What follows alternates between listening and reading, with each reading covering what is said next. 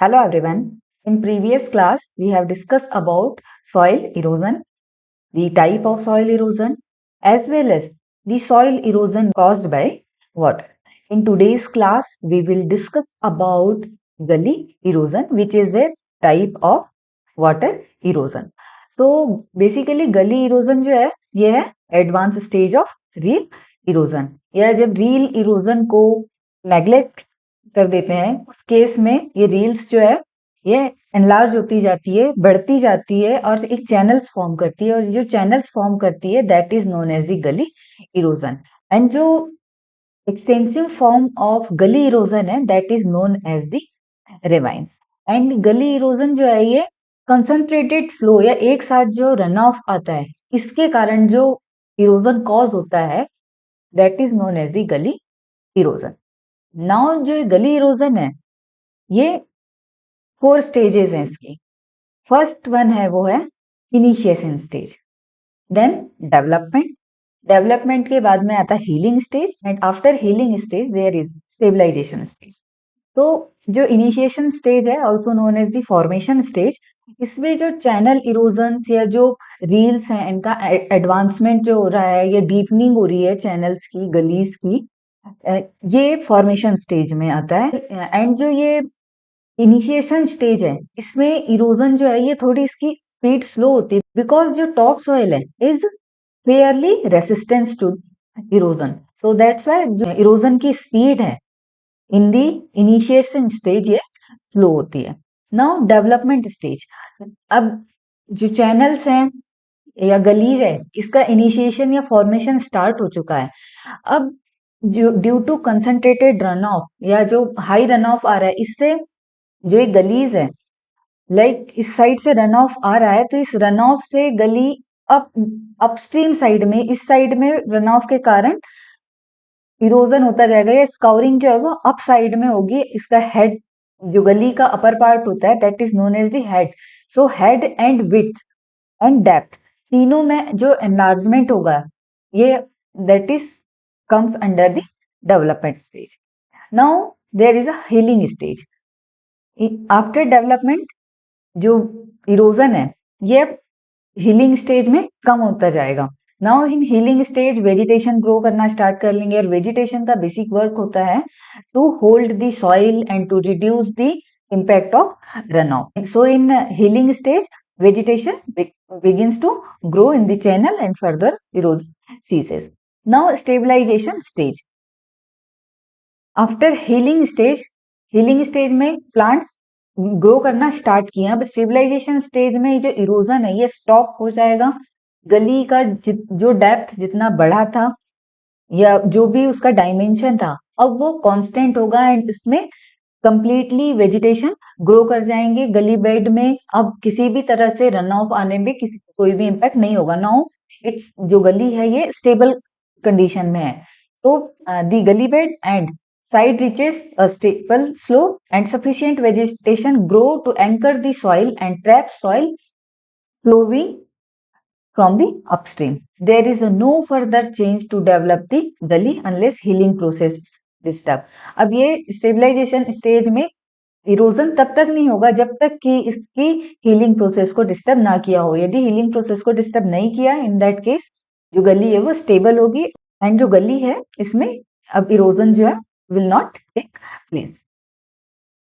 Now जो gully erosion है like in last class we have seen factor affecting soil erosion. So similarly जो gully erosion है इसे भी फैक्टर्स अफेक्ट करते हैं, मैनमेड फैक्टर्स अफेक्ट करते हैं, फिजिकल फैक्टर्स अफेक्ट करते हैं। So what are these manmade factors? These man-made factors are improper land use, forest and grass fires, overgrazing, mining, industrialization, road construction, livestock and vehicle trails, destructive logging. So, etc. are the man-made factors which affects the gully formation. Now, physical factors कौन-कौन से हो सकते हैं? Precipitation, किस तरह का precipitation है, intensity क्या है, topography like slope of the land क्या है, किस तरह की सॉइल्स हैं, वेजिटेशन कवर किस तरह का है उस एरिया में। सो ये सारे manmade as well as physical factors जो हैं ये गली फॉर्मेशन को अफेक्ट करते हैं। सो इन पे डिपेंड करता है कि गली फॉर्मेशन किस तरह से होगा। नाउ जो गलीज हैं ये कैटेगराइज्ड हैं based on dimension, based on stage, based on shape. And dimension के बेसिस पे भी ये 2 कैटेगरीज में कैटेगराइज्ड है। वन कैटेगरी जो है इसमें कंसीडर करते हैं डेप्थ एंड कैचमेंट एरिया, और अनदर कैटेगरी जो है इसमें कंसीडर करते हैं depth, width and slope. So we will see one by one. So first we will see the type of gully based on dimension.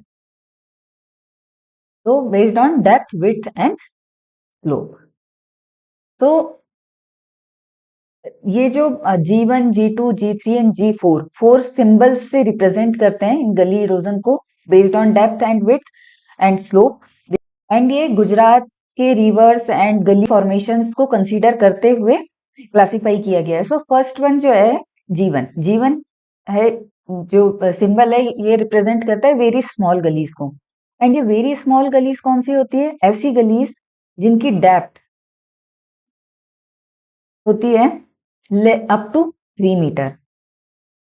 Width of the gully, like here, this y-axis represents the depth of gully and x-axis representing the gully width. So in G1 इसकी जो depth होगी गली की वो up to 3 meters होगी and width will be less than 8 meters and इसका slide slope जो है ये वेरी कर सकता है।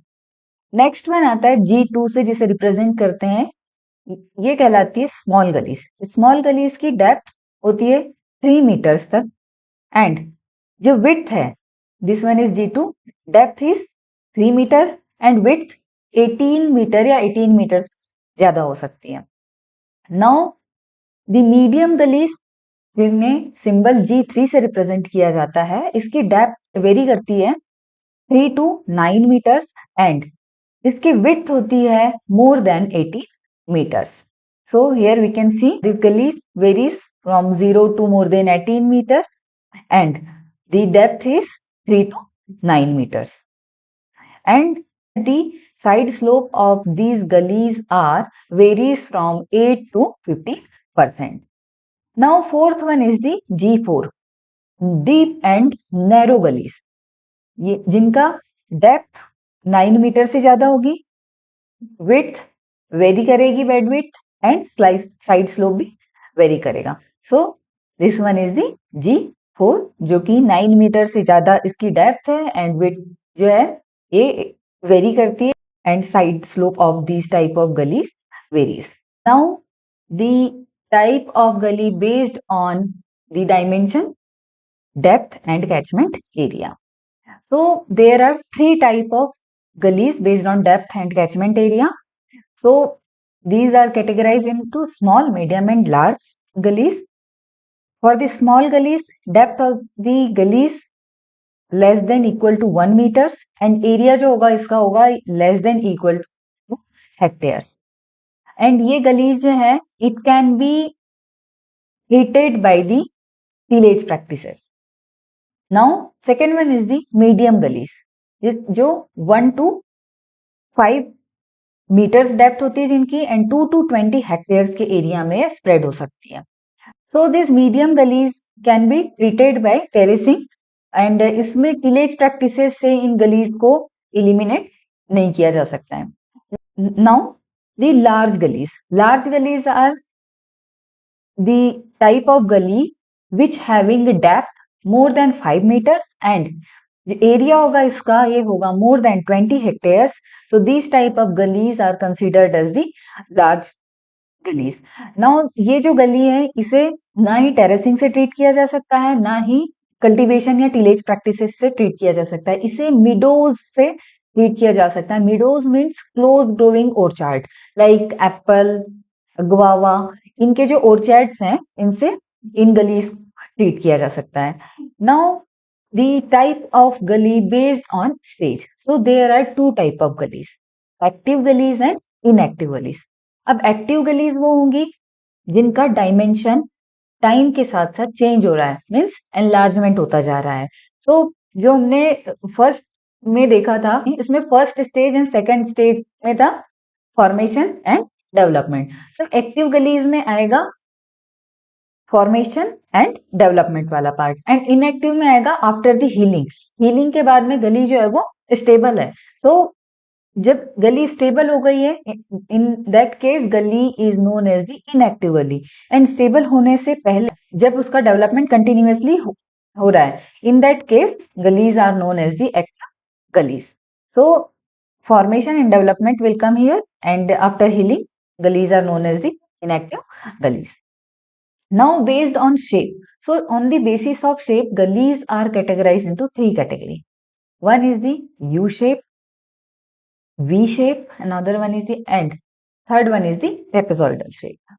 So U shape gully found in the less slope areas where flow is uniform या रनऑफ जो है वो यूनिफॉर्म होता है, and when the top soil and सब सॉइल दोनों का जो रेसिस्टेंस है अगेंस्ट इरोजन वो इक्वल होता है, in that case U shape gully form होती है। U shape gullies are deep and wide होगी, एंड यू शेप गलीज को ट्रीट करने के लिए परमानेंट गली कंट्रोल स्ट्रक्चर्स का यूज किया जाता है। नाउ वी शेप गली, वी शेप गली कहाँ फॉर्म होती है? ऐसे एरियाज में वेयर इज स्टीप स्लोप और फ्लो जो है वो रैपिड एंड कंसंट्रेटेड हो, in that case V shape gully form होती है। इसके साथ साथ जब सब सॉइल का रेसिस्टेंस अगेंस्ट इरोजन जो है वो ज्यादा हो as compare to top soil, उस केस में भी वी शेप गलीज का फॉर्मेशन होता है। एंड वी शेप गली जो है it can be treated by thick basins. Now third one is the trapezoidal shape gullies. So ये ट्रेपेजॉइडल शेप गलीज कब फॉर्म होती है? जब सब सॉइल से नीचे जो बॉटम है, बॉटम लेयर है, इसका ये इधर रॉक के हो या इसका रेसिस्टेंस अगेंस्ट इरोजन काफी ज्यादा हो, in that case trapezoidal shape की गलीज का फॉर्मेशन होता है। तो this is all about the gully erosion and their type. In next class we will see the erosion control measures. So thank you.